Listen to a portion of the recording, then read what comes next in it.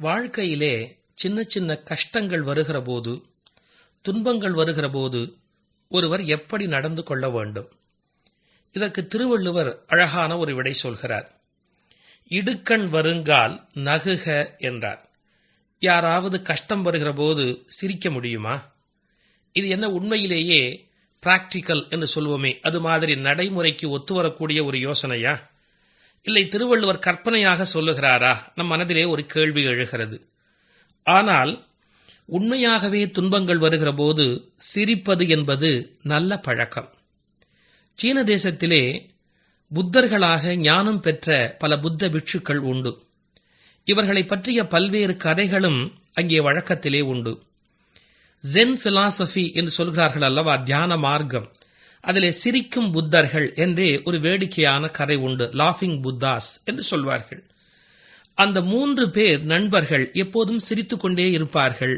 அவர்கள் சிரிப்பதன் மூலமாகவே ஞானத்தை அடைந்தவர்கள் என்று கூட சொல்வது உண்டு. அந்த 3 புத்தர்களில் ஒருவர் மாண்டு விட்டார். அப்படி இறந்தபோது மற்ற 2 புத்தர்களும் அந்த பிணத்தை வைத்துக் கொண்டு இடி இடி என்று சிரிக்கிறார்கள் என்று ஒரு கதை வரும். அதாவது எந்த நேரத்திலும் மனிதன் சிரிப்பதற்கு பழக வேண்டும். விலங்குகளாலே முடியாத ஒரு காரியம் சிரிப்பு. அது மனிதனால் மட்டுமே முடியக்கூடிய காரியம். துன்பம் வருகிற போது சிரிக்க வேண்டும் என்று சொன்னால் வாய்விட்டு சத்தமாக மற்றவர்கள் கேலி செய்கிற அளவுக்கு சிரிக்க வேண்டும் என்று பொருள் அல்ல. இந்த குறளுக்கு ஆழமான ஒரு பொருள் உண்டு. டென்ஷன் என்று சொல்கிறோம் அல்லவா, அதாவது மனதில் ஏற்படுகிற சிக்கலும் அழுத்தமும் அது நீங்க வேண்டுமென்றால் சிரிப்பது நல்ல பழக்கம். நாம் சிக்கலற்றவராக ஆக வேண்டும் என்று சொன்னால், குழப்பமற்றவராக ஆக வேண்டும் என்று சொன்னால் சிரிப்பதற்கு பழக வேண்டும். அதிலும் துன்பம் வருகிற போது சிரிப்பது என்றால் என்ன பொருள்? ஒருவர் வாழைப்பழத்தோலிலே வழிக்கு விழுந்து விடுகிறார் என்று வைத்துக் கொள்ளுங்கள். சாலையிலே ஒரு வாழைப்பழத்தோல் கிடக்கிறது. அதிலே ஒருவர் வழிக்கு விழுந்து விட்டார். உடனே நாம் என்ன செய்வோம்? டக்கென்று சிரித்து விடுவோம். ஆஹா, அவர் விழுகிறாரே, அப்படி விழுந்த ஒருவரை பார்த்து சிரிக்கலாமா என்றெல்லாம் யோசிக்க மாட்டோம். சராசரியாக மனிதனாக இருக்கிறவர்கள் சிரித்து விடுவார்கள். இந்த சிரித்த அடுத்த வினாடி என்ன செய்வார்கள்? ஓடிப்போய் அவர்களை கை கொடுத்து தூக்கி காப்பாற்றுவார்கள். இது உண்மை. சிரிக்காமல் அந்த காரியத்தை பார்த்தால் மன அழுத்தம் வரும், உங்களுக்கும் சோகம் வரும், கை கால் நடுங்கும், நீங்கள் உதவ முடியாது.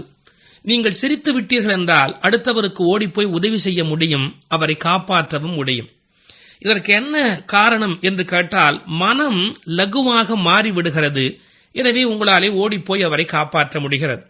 நான் சொல்லுகிறேன், இதே யுக்தியைத்தான் உங்கள் வாழ்விலும் நீங்கள் கையாள வேண்டும். உங்களுக்கு சிக்கல் வருகிற போது உங்களை நீங்களே அந்நியப்படுத்திக் கொண்டு இன்னொருவரை பார்த்து எப்படி சிரிப்பீர்களோ அப்படி சிரிக்க வேண்டும். அடடா, என்ன முட்டாள்தனமாக இந்த காரியத்தை பண்ணிவிட்டேன் என்று வேடிக்கையாக சிரித்து விட்டால் அடுத்து என்ன செய்ய வேண்டும் என்கிற தெளிவு வரும். இந்த இடுக்கண் வருங்கால் நகுக என்பதை தவறாக அர்த்தம் செய்து கொண்டு நமக்கு பிடிக்காத நண்பர்கள் வருகிற போது சிரித்துவிட்டு, அல்லது பிடிக்காத நபர் வருகிற போது சிரித்துவிட்டு இடுக்கண் வருங்கால் நகுக என்று உளரக்கூடாது. உண்மையிலேயே வாழ்க்கையில் பிரச்சனை வருகிற போது நாம் சிரிக்க பழகினால் அந்த பிரச்சனையிலே இருந்து வெளியில் வர முடியும்.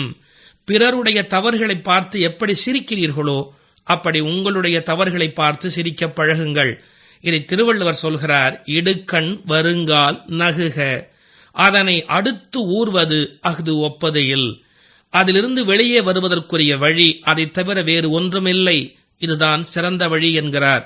இந்த திருக்குறள் சிந்தனையை உங்கள் வாழ்வில் கடைபிடிக்க தொடங்கினால் வாழ்க்கையில் உங்களுக்கு வெற்றி நிச்சயம்.